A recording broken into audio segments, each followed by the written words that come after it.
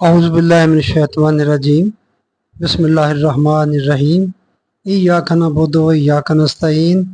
अस्सलामु अलैकुम। मैं मुनीर शाकर। गैर मतलू वही का अकीदा रखने वाले एक तरह से नबी अकरम सल्लल्लाहु अलैहि वसल्लम को इल्ज़ाम देते हैं। क्या इल्ज़ाम देते हैं, किस तरह वो इल्ज़ाम आता है नबी अकरम सल्लल्लाहु अलैहि वसल्लम पर, वो मैं आपके सामने अर्ज करना चाहता हूँ। वैसे डायरेक्ट तो वो नहीं कहते कुछ है, लेकिन ये जो अकीदा है गैर मतलू वही का, या वही की दो अक़साम जो बयान करते हैं, एक वही मतलू, दूसरी वही गैर मतलू। वही मतलू से मुराद लेते हैं तलावत की जाने वाली वही, वो कुरान पाक, और गैर मतलू वही जिसकी तलावत नहीं की जाती वो अहादीस सॉरी वही की दो अक़साम और भी जितनी कोई बयान करे, उनका सोर्स और मंबा तो एक ही है ना, दोनों ही अल्लाह की तरफ से है। अच्छा, जो वही मतलू है उसके बारे में कहते हैं कि ये अल्फाज भी अल्लाह के हैं और उनके मानी और मफ़हूम है वो भी अल्लाह की तरफ से है। दोनों चीज़ें अल्लाह की तरफ से नाज़िल शुदा हैं। ओके, जो वही गैर मतलू है वो कहते हैं कि इसके अल्फाज नबी अकरम सल्लल्लाहु अलैहि वसल्लम के अपने हैं, मगर जो मफ़हूम है, मानी है, वो अल्लाह ने अलका किए आपके दिल मुबारक पर। ये गैर मतलू वही होगी। लेकिन ये बात तो तय है ना कि दोनों ही वही नज़लना अल्लाह की तरफ से नाज़िल शुदा है। दोनों वहियां गैर मतलू वही और मतलू वही, दोनों साबित यही हुआ कि ये दोनों कम से कम ये बात तो तय है कि दोनों अल्लाह की तरफ से नाज़िल शुदा हैं। अब देखिए नाज़िल शुदा के बारे में अल्लाह ताला क्या फरमाता है। सूरत मायदा है और इसकी आयत है 67। ये मैं बताना चाहता हूँ कि ये जो अकीदा है गैर मतलू वही वालों का, ये नबी अकरम सल्लल्लाहु अलैहि वसल्लम को किस तरह इल्ज़ाम देते हैं या किस तरह पर इल्ज़ाम बनता है। ये आयत मुबारका है, या अय्युहर रसूल बल्लिग मा उनज़िला अलैका मिर रब्बिक व इन लम तफ़अल फमा बलग़ता रिसालतहु वल्लाहु यासिमुका मिनन नास इन्नल्लाहा ला यहदिल कौमल काफिरीन। सीधा सा बन जाता है तर्जमा इसका, या अय्युहर रसूल, ए रसूल, बल्लिग, अबलाग कर दो, फैला दो, पहुंचा दो आगे, मा उनज़िला अलैका मिर रब्बिक, जो तेरे रब की तरफ से तुम पर नाज़िल हुआ है। दोनों वहियां नाज़िल हो गई, वही मतलू भी, कुरान पाक भी, और वही गैर मतलू भी। फिर आगे आपका अमल शुरू होता है। आगे बयान होता है वा इन लम तफ़अल, अगर तूने ऐसा ना किया, फमा बलग़ता रिसालतहु, फिर तूने अदा नहीं किया रसालत का हक, पैगंबरी का हक अदा नहीं किया, अगर तूने, आपने, सल्लल्लाहु अलैहि वसल्लम ने ऐसा ना किया, इसका अबलाग ना किया, बस ये मैं आपके सामने रखना चाहता हूं।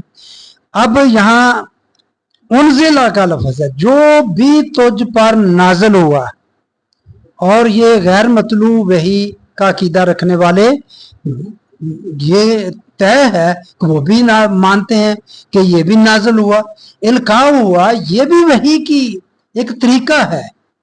ये सूरत शूरा की गालबन 51 नंबर आयत कि अल्लाह दिल पर इल्का भी करता है, जिब्राइल अलैहिस्सलाम के जरिए भी पैगाम आते हैं, और पर्दे के पीछे वो हज़रत मूसा अलैहिस्सलाम के साथ जिस तरह अल्लाह ताला ने बात की, अलका बाकायदा एक तरीका है। लेकिन उन्होंने कहा ये वही गैर मतलू जो है वो अलका, अल्लाह अल्फाज नहीं मानी अलका करता है। तो फिर अब जो मा उनज़िला अलैका है मिन रब्बिक, तेरे रब की तरफ से नाजिल हुआ। अब दोनों वही नाजिल हो गई, वही मतलूबी वही गैर मतलूबी।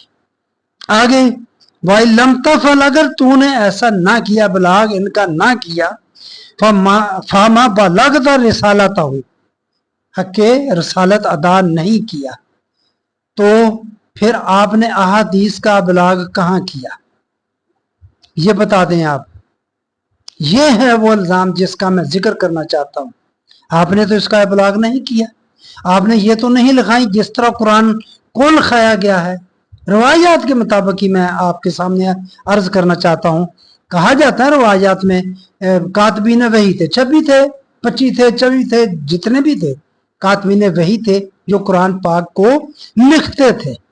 क्या को कातबीन हदीस भी थे कि जो वही नाजिल होती थी उसकी तशरीह भी साथ साथ आप बताते जाते थे, वो लिखते जाते थे? नहीं, बिल्कुल नहीं, ऐसी कोई बात। हदीस आपने लिखवाई ही नहीं। आगे उसकी लग बहस है कि कुरान और उसको इकट्ठा लिख लेते थे, आपने मना फरमा दिया, फिर कहा कि ऐसे ना लिखो। वो मना इसलिए फरमाया कि इकट्ठा लिख लेते थे।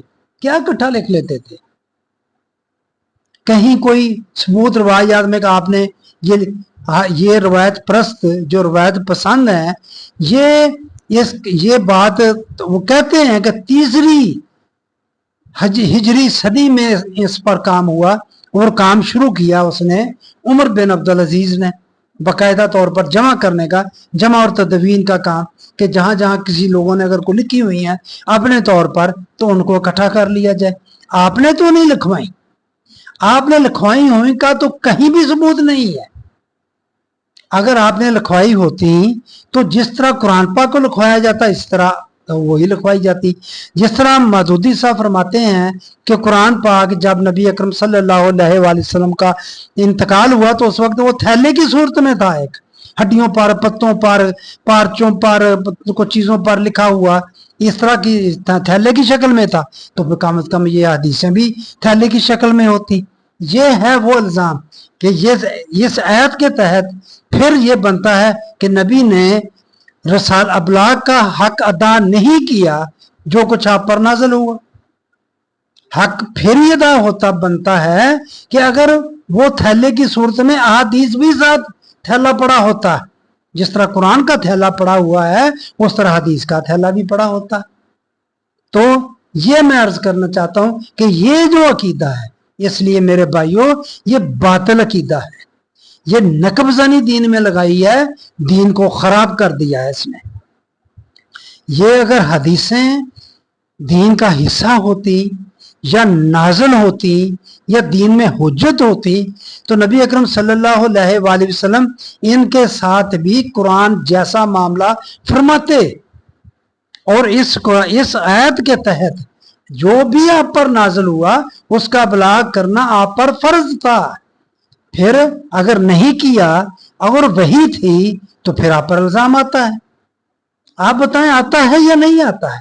इसका मतलब कि गैर मतलूब वही का अकीदा रखने वाले नबी को इल्जाम दे रहे हैं कि आपने अबलाग नहीं किया। इस आयत के तहत सूरत माइदा की 67 नंबर आयत के तहत आपने अबलाग हदीसों का, रवायात का नहीं किया, तो आप पर इल्जाम आ गया तो आपने हक रसालत अदा नहीं किया। भाई खुल के बात बताएं, फिर आप क्यों छुपते हैं? आप वाजे बात करें कि नबी ने हक अदा नहीं किया, लोगों को पता चले आपका, आपकी असलियत का, आपकी हकीकत का और आपके इश्क रसूल का आपका पता चले कि आप कितने आशिक रसूल हैं। एक तरफ आप कुछ कहते हैं, दावे हैं, दूसरी तरफ आप ये नबी पर इल्जाम लगा रहे हैं कि नबी ने बलाग नहीं किया, और नहीं किया रवायत बताती हैं। बता दे किसी जगह पर अगर कोई ले इस तरह लिखी आपने लिखवाई हो जिस तरह कुरान पाक को लिखवाया है। तो बस यही बात मैं आपसे अर्ज करना चाहता था।